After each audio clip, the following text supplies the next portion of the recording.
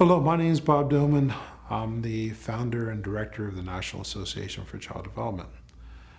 This is one of a series of little videos we're doing relative to children with Down syndrome and issues they face and how to assist them in maximizing their potential. In this segment, I like to talk about their motor function. Motor function is very significant, not just for the obvious reasons that we want a child to learn how to walk and run and jump as well as possible. But actually the basic motor function is rather key to how the entire brain becomes stimulated and organized. So actually the motor function, some of these lower level skills, are going to impact not just that running and jumping, but they're going to impact the ultimate cognitive function of the child and overall organization of the central nervous system and efficiency of the central nervous system.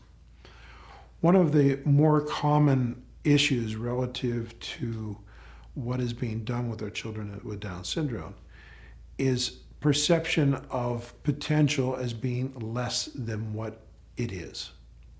For example, in motor function, if your perception is we want to develop and can develop normal motor function, we want to make sure we're putting all those pieces together properly that will permit normal motor function. And essentially that means we have to take the child through all the normal developmental steps. And in truth, children with Down syndrome can and should go through all the normal developmental steps. And if we look at what that is, generally that means that the child is permitted to be down on the floor as an infant.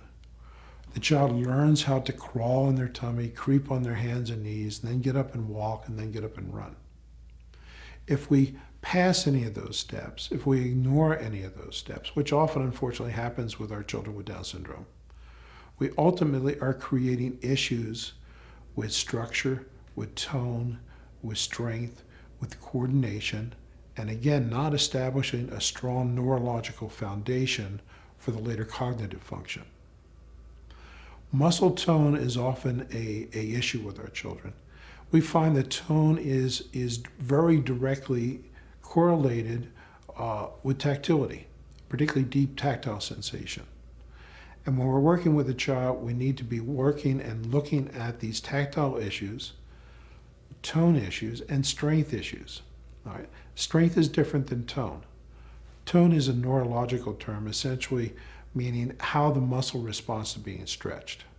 Strength is the actual strength of the muscle. So when we're working with the kids, we have to look at tone, and we have to look at strength, and we have to look at that foundation, which is often tactility. Then we have to make sure the child is going through the steps necessary to build the proper muscle balance.